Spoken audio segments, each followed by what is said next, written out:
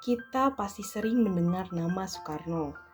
Banyak nama jalan dan poster dengan nama Pak Soekarno bertebaran seantero negeri. Bahkan terdapat dalam sebuah bandara internasional yang sering kita dengar. Ya, Bandara Soekarno-Hatta. Namun sosok nama setelah Soekarno ini sering kali dilupakan. Tanpa nama kedua ini, mungkin tak akan ada nama bandara atau bahkan bangsa Indonesia. Dialah salah satu sosok pemikir terhebat yang dimiliki bangsa ini, Muhammad Hatta. Hatta itu sosok yang berbeda. Ia lebih memilih mengangkut 16 peti bukunya dibanding 11 anak angkatnya.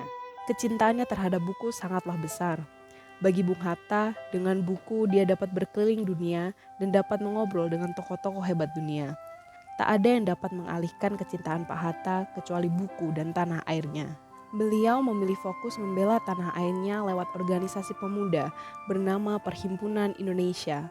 Beliau aktif menulis kritik dan pemikirannya di koran-koran yang bahkan lebih tajam daripada peluru senapan. Tulisan-tulisan beliau membuat Belanda ketar-ketir. Beliau kemudian ditangkap karena dianggap menghasut dan membuat kerusuhan. Namun hal tersebut tak membuat beliau menyerah. Dalam kurungan penjara, Bung Hatta menyusun perjuangannya.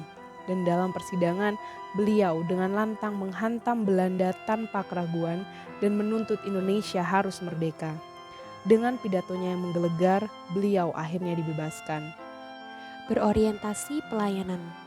Muhammad Hatta adalah wakil presiden pertama Indonesia. Bahkan sebelum Indonesia merdeka, beliau selalu memperjuangkan nasib bangsanya. Dibanding pribadi atau kelompok tertentu, beliau selalu berorientasi kepada kepuasan seluruh lapisan masyarakat bangsa ini. Akuntabel. Bung Hatta selalu memegang teguh prinsipnya, terutama bekerja jujur dan penuh tanggung jawab. Alkisah, Bung Hatta pernah berobat ke Eropa. Usai berobat, ada sisa uang dari yang diberikan oleh negara. Bung Hatta memerintahkan sekretarisnya untuk mengembalikan uang tersebut. Padahal sekretariat negara mengatakan, uang yang sudah dikeluarkan sudah menjadi hak dari penerima. Namun Bung Hatta tidak mau.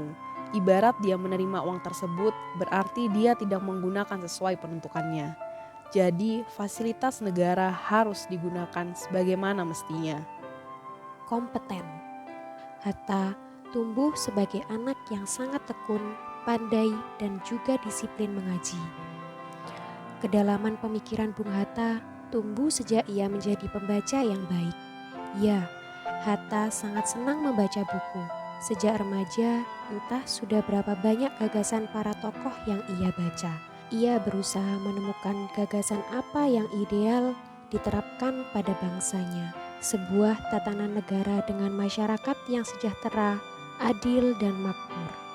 Kecintaan terhadap buku dan semangat beliau untuk terus menuntut ilmu membuktikan beliau untuk terus meningkatkan kompetensinya. Harmonis, kehidupan glamor, rumah, dan mobil mewah sudah menjadi gaya hidup para pejabat saat ini. Masyarakat pun kembali merindukan figur-figur pemimpin yang sederhana, suka menolong, dan pantas untuk dijadikan teladan.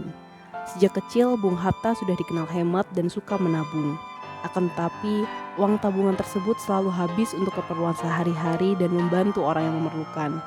Kondisi keuangan Bung Hatta memprihatinkan, sampai-sampai sepasang sepatu Belly pun tidak pernah terbeli hingga akhir hayatnya. Tidak bisa dibayangkan, seseorang yang pernah menjadi nomor 2 di negeri ini tidak pernah bisa membeli sepasang sepatu. Mimpi itu masih berupa guntingan iklan sepatu Belly yang tetap disimpan dengan rapi. Loyal. Kecintaan Bung Hatta terhadap tanah air tidak perlu diragukan lagi. Beliau terus berjuang demi kemerdekaan bangsa Indonesia. Beliau melakukan upaya diplomasi berdasarkan rasa cinta tanah air dan percaya diri. Beliau adalah diplomat ulung dan sangat disegani. Banyak sekali perundingan yang dilakukan oleh Bung Hatta, baik saat melawan penjajahan dalam rangka kemerdekaan maupun dalam rangka mempertahankan kemerdekaan. Bung Hatta tidak pernah gila akan ambisi. Dia pernah menolak semua tawaran untuk menjabat komisaris perusahaan nasional dan internasional. Adaptif. Muhammad Hatta adalah seorang negarawan yang melahirkan pemikiran-pemikiran intelektual di awal kemerdekaan. Salah satunya adalah gagasan tentang ekonomi kerakyatan. Konstruksi ekonomi kerakyatan inheren dengan cita-cita kemerdekaan Indonesia. Artinya, gagasan ekonomi kerakyatan merupakan nilai yang urgensinya membebaskan bangsa Indonesia dari belenggu penjajahan. Semua peristiwa-peristiwa besar dunia, seperti kebijakan politik etis Belanda, kekalahan Rusia atas Jepang, revolusi komunis, dan depresi besar Eropa, mendorong Bung Hatta melahirkan sebuah pemikiran bahwa bukan isme-isme bangsa Eropa yang akan menolong Indonesia, tapi pemikiran yang digali dari kehidupan dan kebudayaan Indonesia yang akan melakukannya. Konsep ekonomi kerakyatan adalah sebuah ideologi jalan tengah yang digagas Bung Hatta dalam menanggapi kegagalan komunisme dan liberalisme yang berkembang saat itu. Kolaboratif, Soekarno dan Muhammad Hatta nyaris selalu digambarkan sebagai pasangan sehati, sevisi. Keduanya dijuluki Dwi Tunggal karena merupakan simbol kepemimpinan Indonesia di masa awal kemerdekaan Republik Indonesia. Kendati demikian, hubungan keduanya tak selalu mesra. Tak jarang keduanya terlibat perdebatan lantaran memiliki sudut pandang yang berbeda dalam hal pemerintahan. Namun, keduanya selalu beriringan dalam rangka untuk kemerdekaan dan melawan penjajahan.